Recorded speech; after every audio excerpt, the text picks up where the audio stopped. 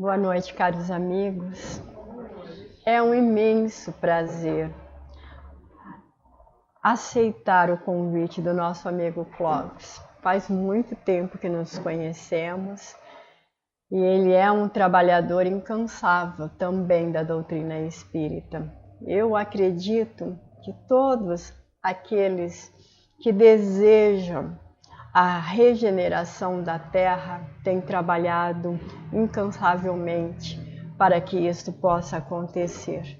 Então é um momento de amor, é um momento de paz, é um momento de alegria estarmos aqui para fazermos uma pequena reflexão à luz da doutrina espírita.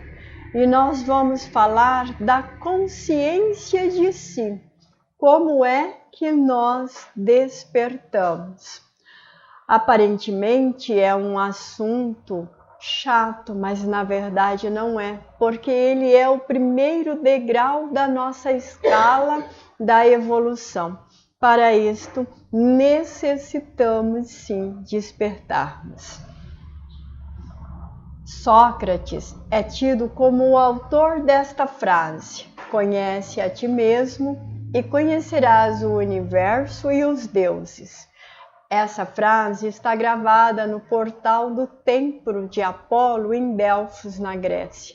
Está gravada ainda, porque ainda há partes desse templo, mostrando que o homem necessita conhecer-se para conhecer o universo e também para ter o entendimento de Deus. Porque todos nós buscamos um colóquio, vamos colocar assim, com Deus. E todos nós temos receio. Será que Deus está nos ouvindo? Por isso que nós vamos fazer essa viagem para descobrir se Ele nos ouve ou não. Que momento que nós tomamos conhecimento de nós mesmos? A partir de qual instante nós conseguimos perceber com acerto a condição de ser humano que nós somos? São perguntas difíceis para nós respondermos, porque seria a mesma coisa que tentar explicar a composição de Deus. Ainda não temos este alcance. Mas se nós voltarmos no tempo e lembrarmos de quando nós éramos Homo sapiens, morando em cavernas, desenhando nas paredes desenhos de animais e de outros seres, estávamos tentando entender a nossa consciência e perguntando ao mesmo tempo se havia algo além de nós mesmos, além do céu estrelado que observávamos e do pedaço de terra que vivíamos. Hoje, nós já temos consciência de que existe Deus e que Ele nos criou simples e ignorantes, com igual aptidão para progredirmos individualmente e coletivamente. Às vezes, nós queremos progredir somente individualmente. Carregamos um quê de egoísmo que nos impede um pouco de auxiliar no coletivo. Mas Deus espera que auxiliemos coletivamente. E a todos nós, Ele destinou um grau maior de perfeição. Lembra de Jesus pedindo para que nós fôssemos perfeitos como o Pai o era? Então está determinado que alcançaremos um grau máximo de perfeição. O nosso caminho para chegarmos à perfeição que denota demora ou não de acordo com o nosso próprio procedimento. Com o passar dos tempos, das eras, nós vamos evoluindo, aprendendo, ensinando, até o momento em que nós fazemos a pergunta que mudará a nossa vida. que é Deus? Onde ele se encontra? Está nas montanhas? Nos mares? No chão que pisamos? No irmão que está ao lado? Que é Deus? É a grande interrogação de todo ser humano. Allan Kardec, buscando o mesmo processo de consciência de si, faz a pergunta número 1 do Livro dos Espíritos: que é Deus? Todos sabem a resposta dos espíritos amigos na época, né? A causa primária de todas as coisas. E nós ainda não entendemos o que é uma causa primária. Sabemos que ele não teve início, nem foi criado.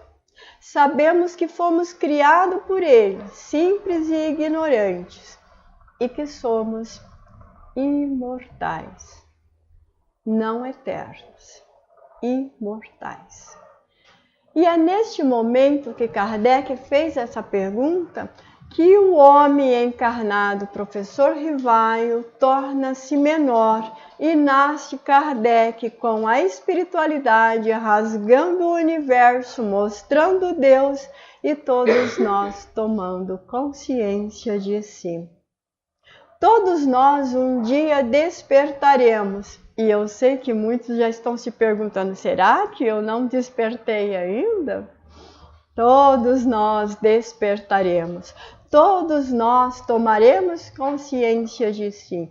É um efeito natural do processo evolutivo. É uma conquista que nos permite avaliar o bem e o mal. Já sabemos, então já despertamos. O certo e o errado também sabemos. O dever e a irresponsabilidade. Às vezes nós já temos consciência tanto do dever quanto da irresponsabilidade, mas nós nos permitimos escorregar mais um pouquinho porque na próxima encarnação eu dou uma consertada nisto. O nobre e o vulgar, o lícito e o irregular, a liberdade e a libertinagem, é isto que nos faz a consciência de si. Não importa se nós fazemos o bem ou o mal. O que importa é que nós temos consciência se está certo ou errado. Se é um dever ou se é uma irresponsabilidade. Se nós estamos sendo nobres ou vulgares. Se nós estamos sendo lícitos ou irregular. Se nós estamos com liberdade ou se nós estamos abusando na libertinagem. Não estamos falando da consciência intelectual, essa que tem origem no nosso cérebro orgânico. Estamos falando da consciência que é a força que nos faz avançar. Esta consciência que nasceu das nossas experiências evolutivas. De todos nós já tivemos. Temos e teremos. E vai se mostrando em formas de atitudes neste momento. Muitas vezes nós falamos assim, eu tive um déjà vu. Parece que eu já passei nesta rua, ou que eu conheço determinada pessoa. Ou então, meu santo não combinou com o santo daquela criatura, melhor desviar a rua. Então nós carregamos a consciência de experiências anteriores, ou então ficamos abismados, nossa, é tão tenro, tão jovem e tem tanta sabedoria. Já sabe fazer coisas que nós não sabemos, que temos dificuldade de aprendizado. Algumas pessoas nascem com a música em si, o canto e outras dons, abre aspas, fecha aspas. Sua bagagem espiritual é dessa consciência que falamos, que são experiências evolutivas que se explicam as diferenças que eu estava dizendo, que nós percebemos entre pessoas que não têm nenhuma cultura e possuem plena consciência de si. Todos nós conhecemos pessoas assim, às vezes nós falamos assim, nossa, sabe aquele senhorzinho? Não tem nenhuma escola e tem uma sabedoria extraordinária. Da onde vem essa sabedoria? Por outro lado, conhecemos pessoas extremamente cultas, com conhecimentos filosóficos, científicos avançados e sem nenhuma consciência. Não desperta. Brincamos hoje numa linguagem mais acessível a todos. É um verdadeiro ogro, nós falamos. Um verdadeiro ogro. E é um cientista. Todos nós já fomos, por exemplo, a médicos que nos disseram que o cigarro e o álcool são prejudiciais à nossa saúde e que devemos pará-lo de usá-los. Esse médico tem conhecimento intelectual dos danos provocados pelo cigarro e pelo álcool. Mas, apesar disso, ele próprio faz uso.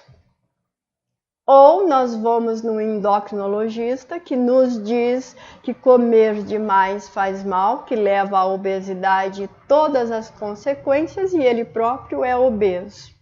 Ficamos sem saber se há ou não ciência nesse fato. Esse médico, ele adquiriu consciência de si. Ele não adquiriu, aliás, consciência de si. Os dados culturais dele são frágeis, não tem nenhum valor para fomentar a conduta saudável que devemos tomar.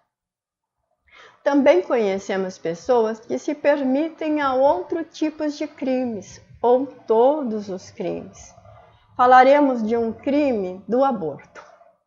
Porque usam de falsos argumentos legais ou de direito que se dizem possuidores. Todas as pessoas que estimulam ou executam o aborto incidem na mesma ausência de consciência de si. Estão se comportando sob a ação do instinto, da astúcia, da acomodação, mascaradas de inteligência. E se ela já tem consciência dos dois lados da vida dentro da doutrina espírita e acredita que este tipo de crime é normal, precisamos melhorar os seus ensinos, mostrando que a doutrina garante que há vida, sempre. Mas como é que vamos adquirir a nossa consciência e vamos nos libertando? De que maneira que nós evoluímos? Nós evoluímos a cada encarnação.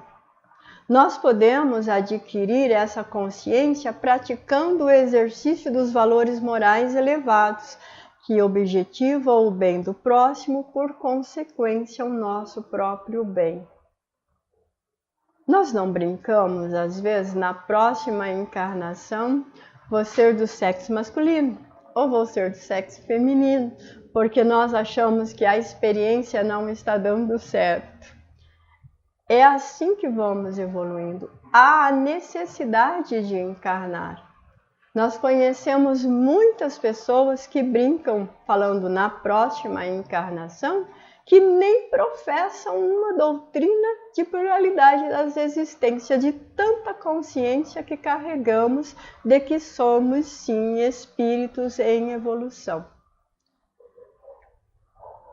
Quando nós nos esforçamos para adquirirmos hábitos saudáveis, estamos conduzindo a conscientização dos nossos deveres e das nossas responsabilidades pertinente à vida que estamos vivendo. Por consequência, vamos auxiliando quem está ao nosso redor. Por isso que a evolução é pessoal e coletiva, porque o que nós aprendemos, refletimos para o nosso próximo. Sempre temos algo para ensinar e sempre temos algo para aprender. Ainda não somos totalmente sábios. Se assim não fosse, não estaríamos mais encarnados em escolas de provas e expiações. Somos herdeiros de nós mesmos. Esta é a principal consciência que devemos ter, que nós somos herdeiros de nós mesmos, das nossas experiências passadas, das nossas experiências que estamos vivendo hoje, aqui e agora, e vamos evoluindo por etapas, adquirindo novos recursos, corrigindo erros e somando conquistas. O que nós aprendemos hoje é a experiência, a bagagem que levaremos para a próxima. Se a vida encarnada hoje está muito difícil e nós estamos fazendo tudo corretamente, nós sabemos que, como herdeiros de nós mesmos, será uma vida mais fácil, mais tranquila. Vamos já nos preparando. Todos os seres encarnados hoje já estão se preparando para as próximas encarnações. Já está criando laços de afinidade, já está criando amigos e amizades para ficar mais fácil para reencarnarmos. Um egoísta não tem mais dificuldade de reencarnar, porque ele terá dificuldade em encontrar uma pessoa que lhe aceitará como filho ou como neto. Então, esta é a consciência que devemos ter. Quando nós olhamos para o nosso próximo, nós temos que olhar para o nosso próximo com um olhar total, um raio-x de super-homem. No futuro, será que ela pode ser a minha mãe ou o meu pai? É melhor eu já conquistar agora. E quando nós fazemos isso, nós conseguimos ver o nosso próximo como o nosso próximo, olhar com um olhar de amor e ver a beleza em todos nós. As nossas críticas vão diminuindo e o nosso olhar de observar defeitos vai deixando de existir, porque nós já estamos olhando na busca de um irmão maior no futuro. Nós jamais retrocedemos nesse processo de adquirir a nossa consciência, mesmo quando nós acreditamos que alguns seres retrocederam. Nós não retrocedemos. Uma vez adquirida a consciência, ela nos pertence para sempre. O que nos acontece muitas vezes é que estacionamos, ficamos acomodados. Um dia, no futuro, amanhã, mais ou menos como nós fazemos no nosso dia a dia. Amanhã eu vou fazer. Então, a nossa consciência é desse jeito.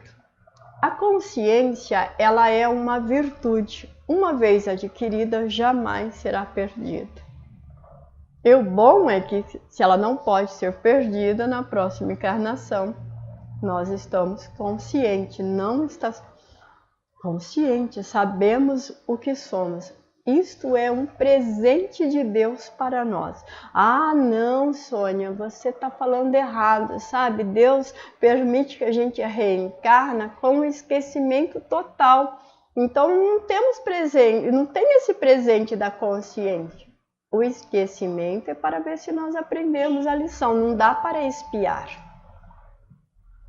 Mas a consciência sim nós temos. Sabemos o que é certo, o que é errado. Carregamos isso. Sabemos quem nos são simpáticos e quem nos são antipáticos. Quem devemos conquistar e quem já está conquistado. Mesmo quando aparentemente reencarnamos com doenças limitadoras que anulam o nosso corpo, anula a nossa mente ou as nossas emoções, tudo o que nós conseguimos são conquistas evolutivas que nos permanece adormecida. Para o futuro, quando nós vamos despertar lúcidos, livres de doenças limitadoras. A aquisição da consciência é um desafio para a nossa vida, que merece exame, consideração e trabalho.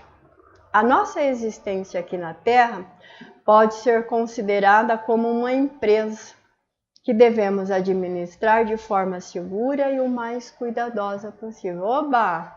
Nós somos uma empresa, Como é que nós administramos o nosso trabalho? Como que nós administramos a nossa casa? Como que nós administramos a nossa empresa material? Da mesma maneira, temos que administrar as nossas vidas.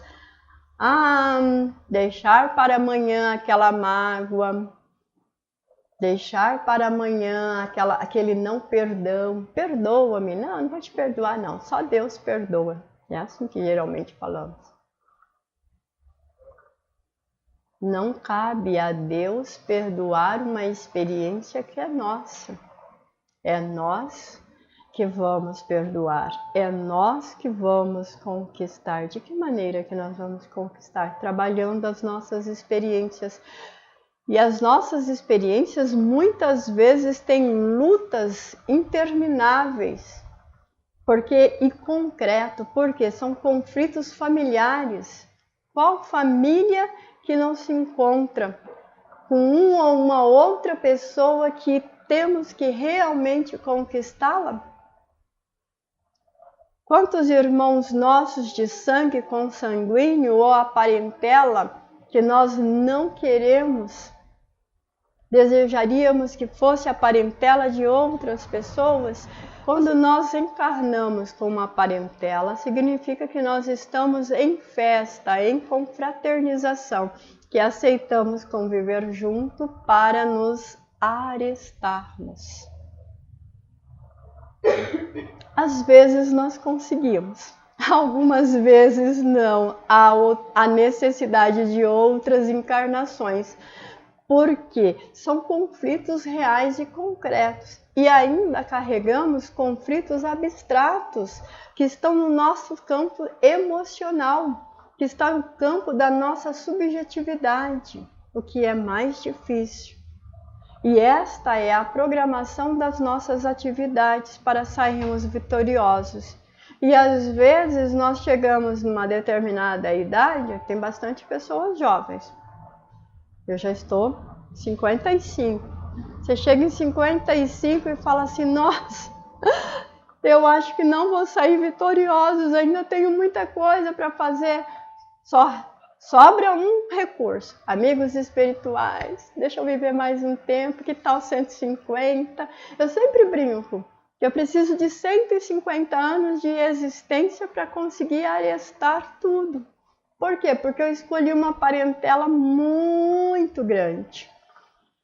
E aí tem muitos acertos. E muitos de nós também ficam desejando ter um pouco mais para conseguir sair vitoriosos. Mas sairemos vitoriosos, pode ter certeza disso. Nós nos empenhamos com devotamento e vamos transformando em bônus. Lembra de André Luiz? Dizendo que precisava trabalhar para ter bônus horas. As nossas vitórias são bônus, que nós podemos recorrer durante as nossas situações difíceis. Como que nós recorremos esses bônus nas nossas situações difíceis? Nós viemos para a casa espírita.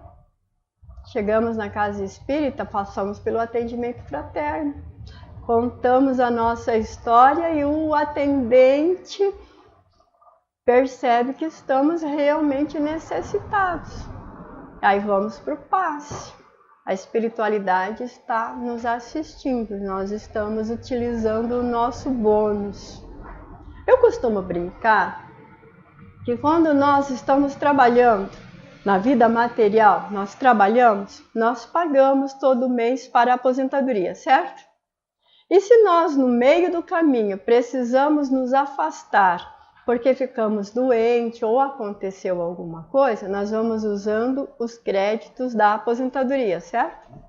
Quando nós voltamos para trabalhar, precisamos recompor aquele tempo que ficamos afastados, 6 meses, 1 ano, 2 anos, 3 anos. O bônus é isto, é o nosso crédito que utilizamos. Depois que nós utilizamos o nosso crédito, temos que trabalhar de novo para termos mais bônus. E aí nós vamos utilizando sempre. E a espiritualidade nos permite isso o tempo todo. Por quê? Porque somos filhos do mesmo Pai. E nenhum de nós é mais favorecido ou melhor dotado. E nenhum de nós é dispensado do trabalho de se descobrir.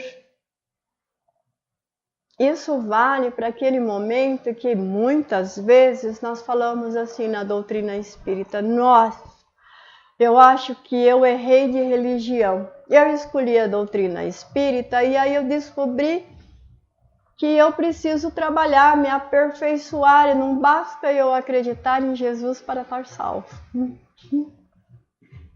Acho que eu vou voltar aonde eu estava, porque lá basta eu acreditar em Jesus que eu estou salvo. Quando nós fazemos isso, e eu conheço muitos irmãos nossos que fizeram isso, de anos de doutrina espírita, volta, porque basta conhecer Jesus, aceitar Jesus e estar salvo, nós estacionamos.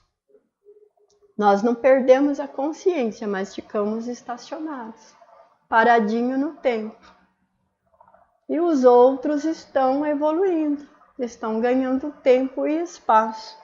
O que os amigos espirituais nos falam com relação a isso? É Emmanuel que fala que todo homem que decidir parar para esperar que as coisas melhorem, quando ele se decidir a caminhar, aquele que não parou está tão longe que jamais poderá ser alcançado.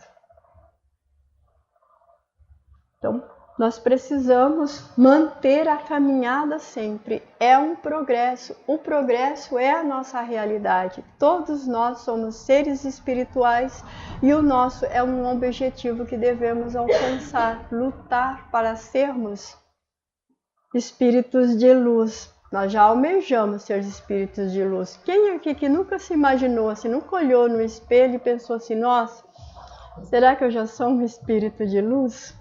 Será que se eu fixar a minha mente assim, olhar, eu vou conseguir ver a minha aura brilhando?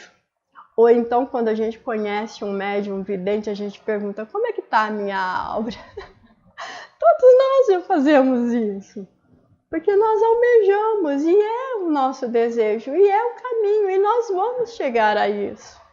No empenho de nos transformarmos, muitas vezes nós ficamos preocupados em encontrar as raízes dos nossos problemas, do passado próximo ou dessa vida, na infância ou na juventude.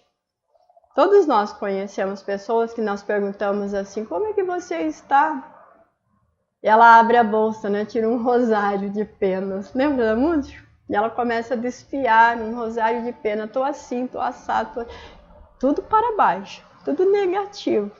E a gente diz: confia, acredita, confia em Deus. Como que eu vou confiar em Deus com tantos problemas em torno de mim? Nós vamos buscando esses problemas e nós ficamos perguntando para todo mundo. Eu sei disso. Quando eu cheguei em 82 na doutrina, minha primeira pergunta é: por que eu tenho tantos problemas? E quase todas as pessoas que chegam numa casa espírita na doutrina, ela pergunta: por que é que eu tenho tantos problemas? Nós ficamos desesperados, ansiosos para compreender os acontecimentos que limitam e dificultam a nossa existência.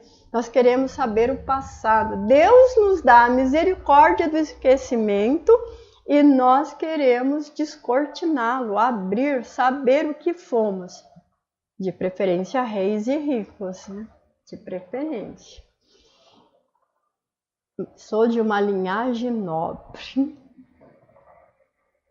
Isso são fantasias que nós criamos. A doutrina não diz nada disso. A doutrina diz que nós somos espíritos repetentes, repetindo lições numa escola de provas e expiações. Se estamos numa escola de provas e expiações, somos alunos bastante rebeldes, refazendo lições, ainda choramingando, ainda fazendo birra. Então, às vezes, nós temos essas dificuldades. Mas Allan Kardec também estava interessado em descobrir esses enigmas do comportamento humano e por causa disso ele perguntou aos benfeitores e guias da humanidade, na questão número 621 do Livro dos Espíritos: onde está escrito a lei de Deus?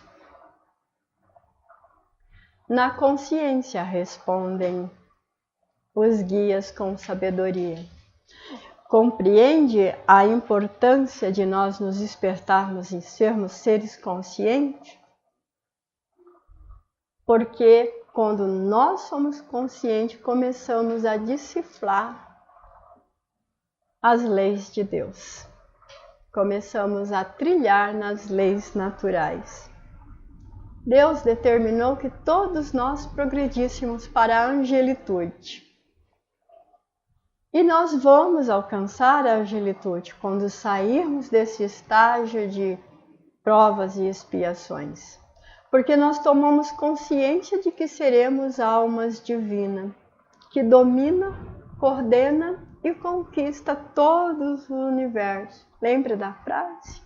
A necessidade de conhecer a si mesmo para conhecer o universo e conhecer Deus.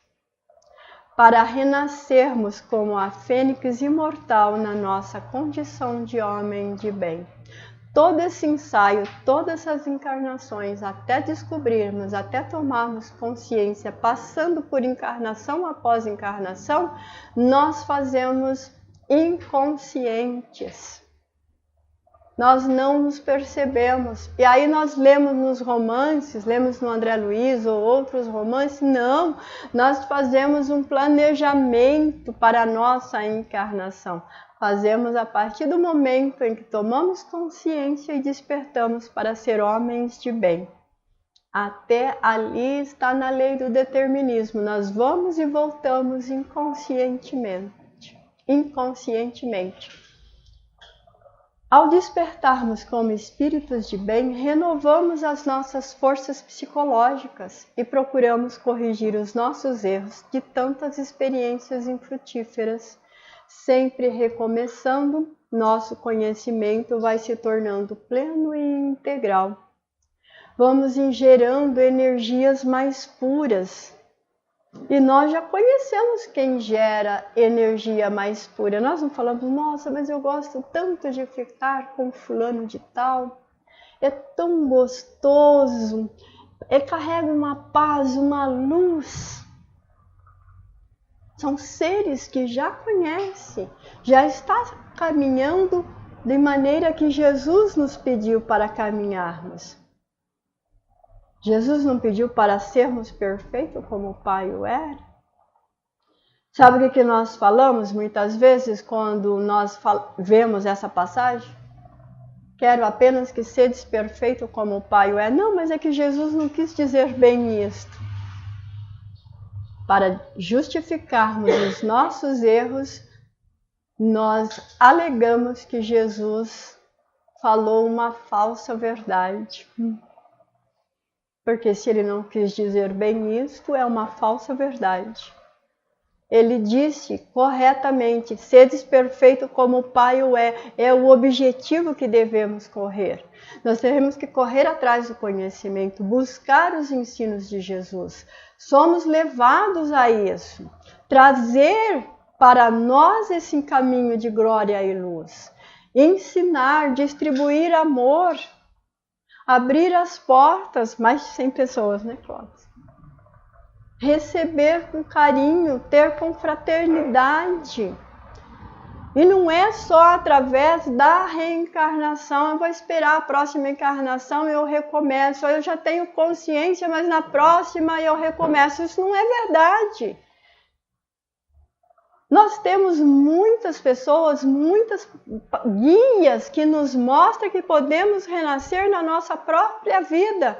Vamos buscar um exemplo de pessoa que tomou consciência, renasceu como a fênix imortal na sua própria vida atual da encarnação que ele vivia naquele momento? Saulo, um doutor da lei severo e inflexível, perseguidor implacável dos cristãos. A gente acha que ele só matou Estevão, que ele só protestou que Jesus era o mestre. Não, ele perseguiu, ele matou, ele ia atrás, fazia colunas. Leiam Paulo e Estevão e verá a multidão de seres que acreditavam em Jesus e ele era perseguidor. Renasce como Paulo, o apóstolo dos gentios, após o encontro com Jesus na estrada de Damasco. Pensa que foi fácil para Paulo ser Saulo, um perseguidor, e de repente ser um apóstolo, de repente falar bem de Jesus, de repente a doutrina não é uma doutrina de repente eu aconteço. É devagar. Paulo fugiu da face dos cristãos, foi para o deserto, vestia-se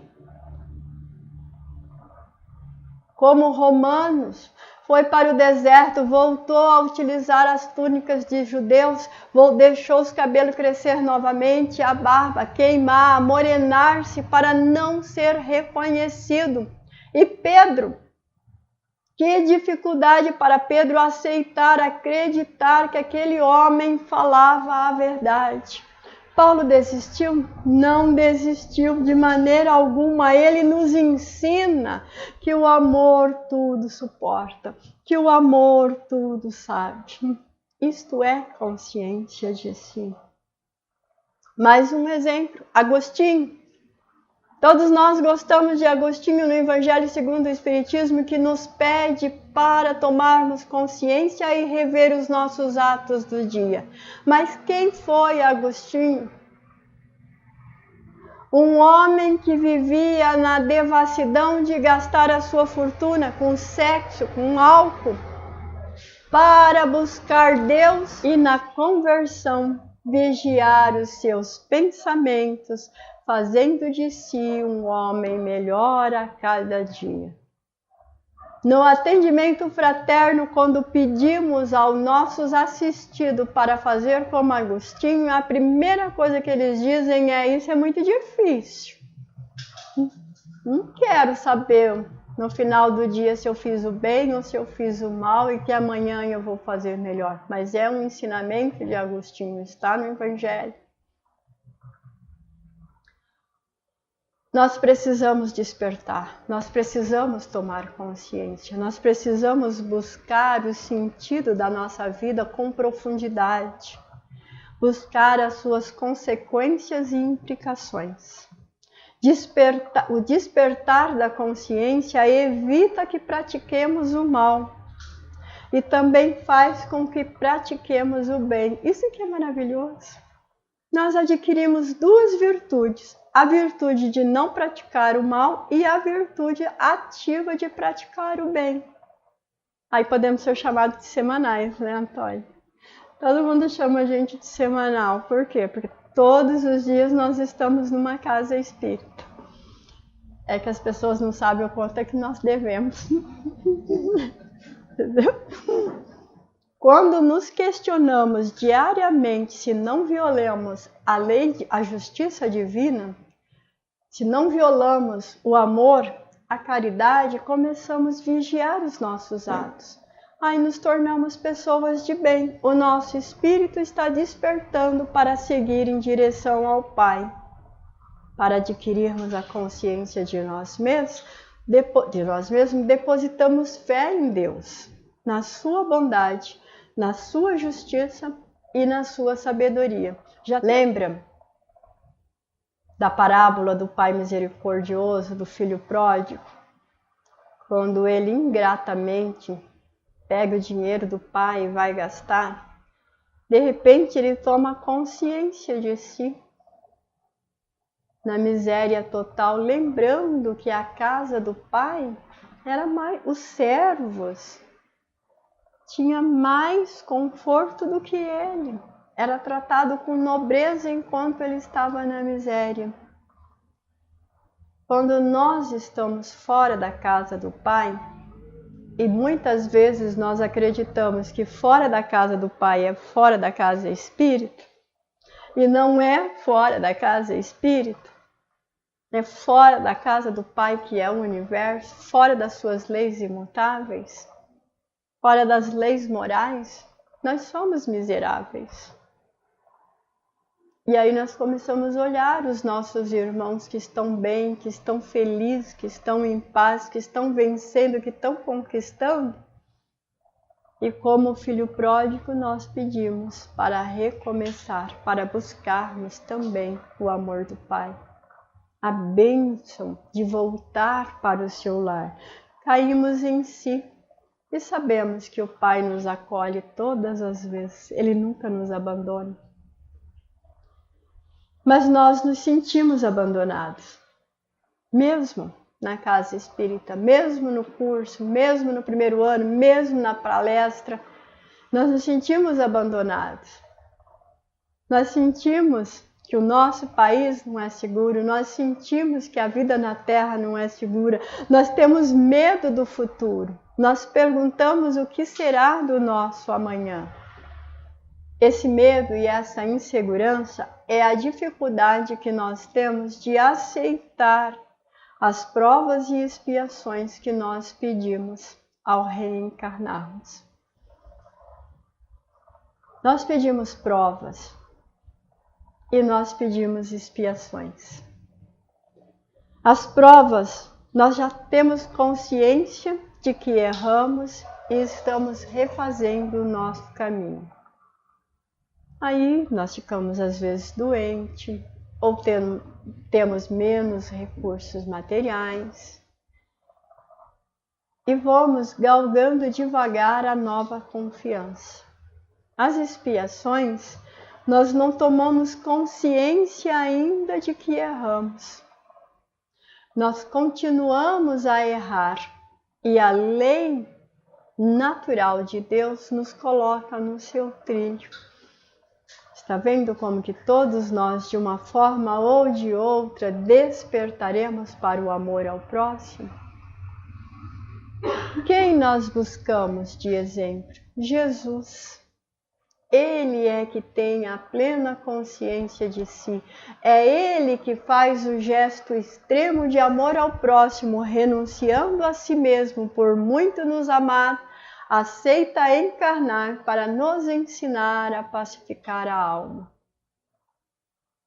Quando nós conhecemos Jesus, quando nós abrimos as cartas dos ensinos de Jesus, vamos pacificando e vamos compreendendo a renúncia dele em favor de nós. Nós já estamos encaminhando para dezembro. E o mês de dezembro é um mês inteiro de comemorações ao nascimento de Jesus. Esse ato de amor, de renúncia que ele fez por nós. E nós fazemos a festa do nascimento de Jesus. Mas invariavelmente o berço do coração está vazio. Se procuramos a manjedoura da vida que é o nosso coração, Jesus está ausente. Em que momento que ele fica ausente? Quando nós desistimos de caminhar, Paulo já nos diz em sua carta aos Coríntios que todos nós estamos numa corrida e que precisamos vencê-la para ganhar a vida eterna. Quando Jesus está ausente? Quando nós não conseguimos praticar as bem-aventuranças. Quando nós não conseguimos ser mansos e pacíficos para herdar a terra. Quando que Jesus está ausente? Quando nós não perdoamos um filho, um irmão, um tio, um pai, um avô. Quando que Jesus está ausente? Quando nós não perdoamos a nós mesmos. Nós não conseguimos dar um passo para a nossa felicidade porque nos aterramos em sentimento de culpa e medo de conquistar a liberdade maior, que é a consciência de si.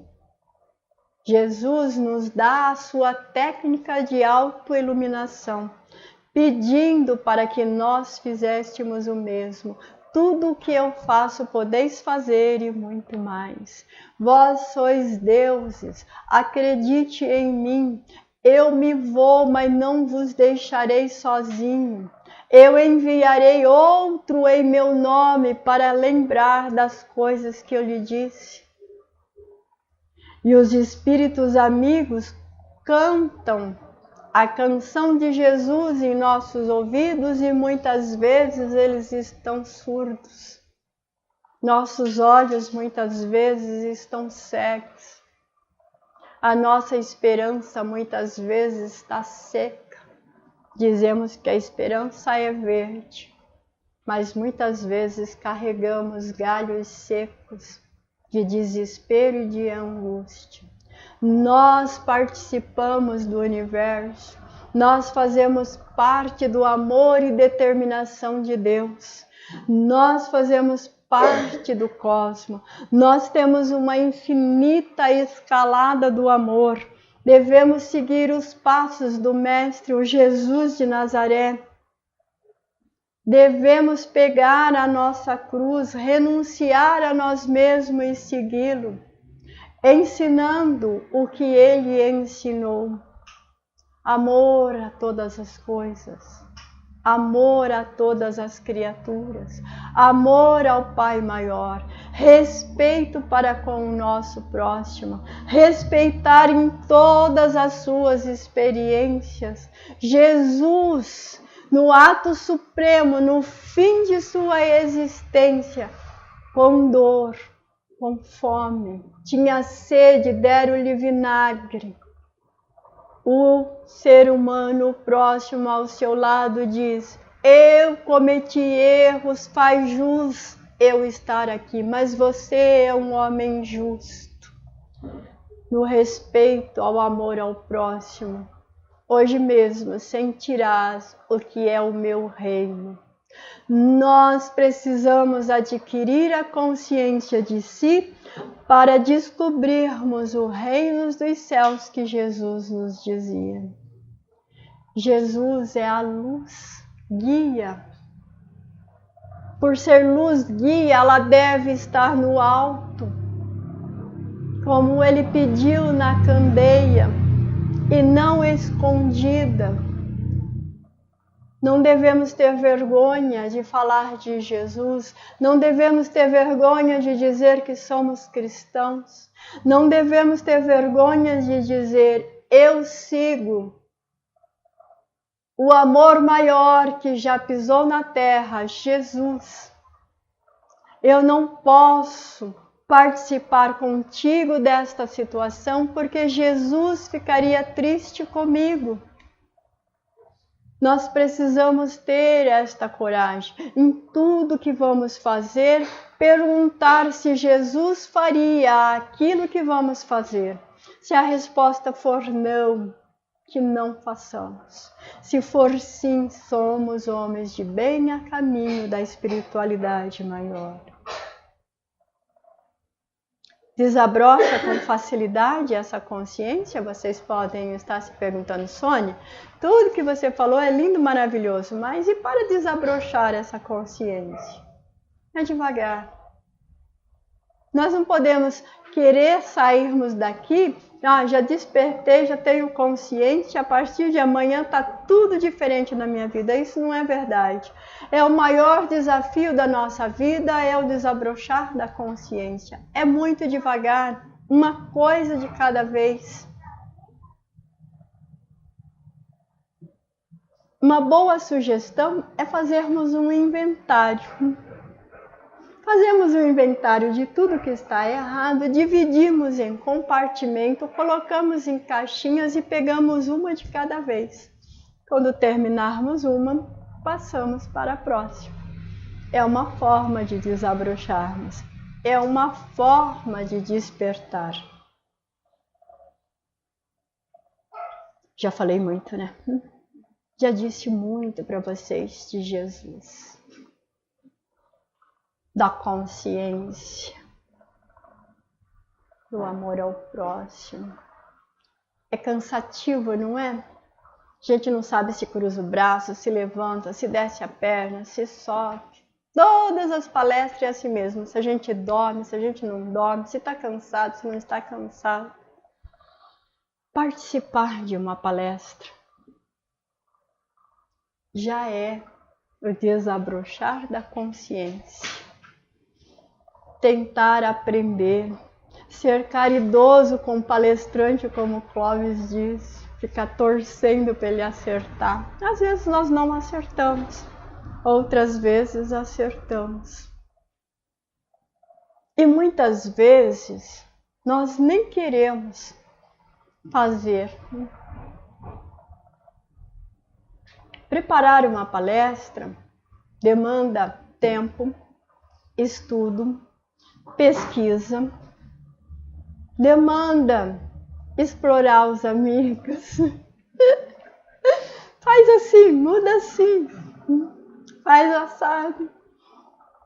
Às vezes ela não fica como nós queremos. Às vezes nós ensaiamos e ela não fica como queremos. Queríamos, ao falar, que as pessoas se maravilhassem.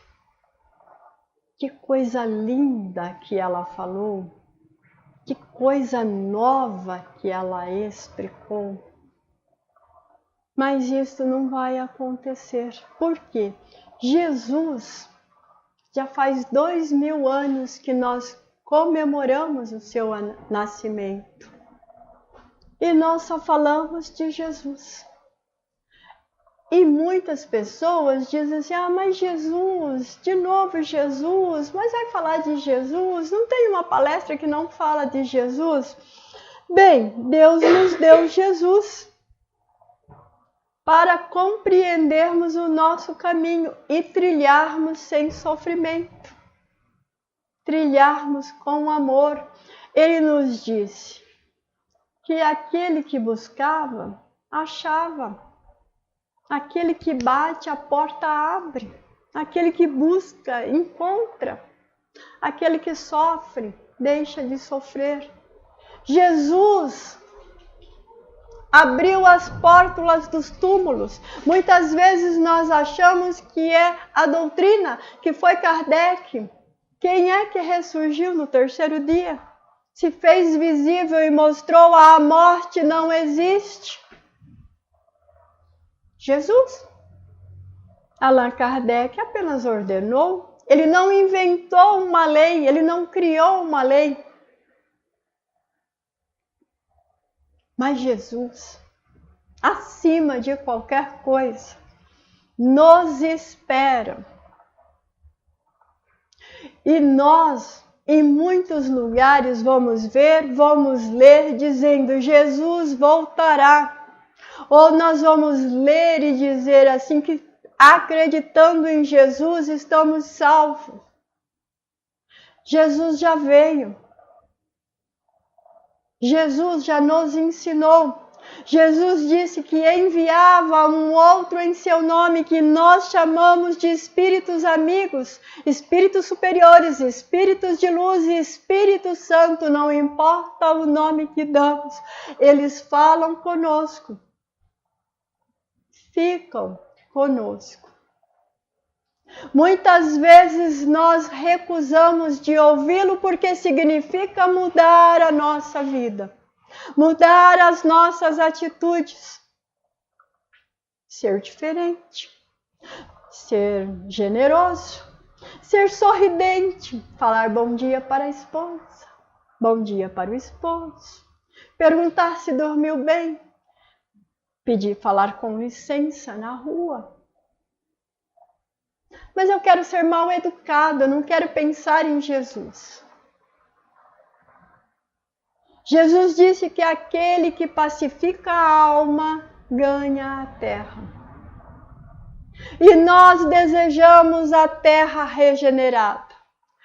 Quem vai morar na terra regenerada? Espíritos de luz choverão sobre a terra? É isto?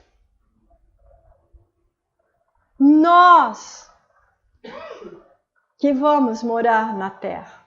Às vezes nós imaginamos diferente, somos de uma linhagem nobre. Nós achamos que somos de uma linhagem nobre e vamos habitar os céus. Mas Jesus disse que nós vamos habitar a terra. E que iríamos para outras moradas, se não tomássemos consciência. Moradas de luz, se fôssemos perfeitos como o Pai o é. Moradas primitivas, se não quisermos aprendermos as lições. Tomar consciência de si é, acima de tudo, dizer a partir de hoje, como herdeiro de ti, Senhor, eu quero a terra de presente. E para isso vou modificar. Para isto serei um homem de bem. Joana de Ângeles nos diz que o homem, para chegar na sua condição de homem de bem, ele necessita renascer todos os dias, aproveitando o desencarne da noite do descanso e, ao ressurgir no novo dia, ser um novo homem. Dormimos e acordamos todos os dias iguais, esquecendo dessa frase simplesinha de Joana. Uma linha para o homem de bem renovar-se. Há necessidade de nascer todos os dias. Mas antes de Joana, Jesus já disse a Nicodemos: terei que renascer. E nós só queremos renascer de encarnação a encarnação. E temos que renascer todos os dias. Esta é a nossa reflexão à luz da doutrina espírita desta noite. Para tomarmos consciência, temos que renascer todos os dias. Eu costumo terminar a palestra com uma prece. Me permite? Obrigada. Então vamos nos prepararmos.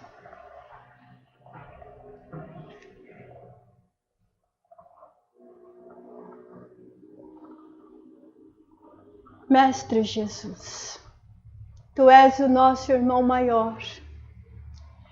Tu que nos permite a cada dia renascer. Tu que nos ensinas a cada momento que o homem deve seguir em sua direção. Que Tu nos aguarda de braços abertos. Vinde a mim todos vós que estáis cansados e eu vos aliviarei.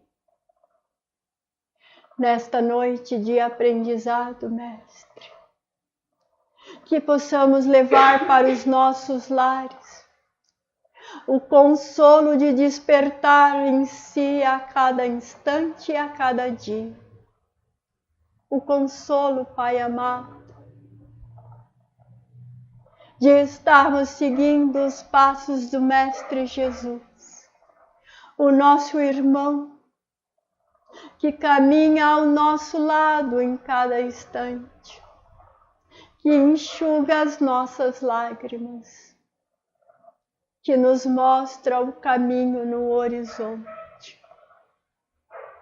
que permite que as falanges de amigos estejam sempre conosco, consolando as nossas dores, aliviando os nossos passos, mostrando-nos que o despertar de cada instante nos levará mais rapidamente a Deus.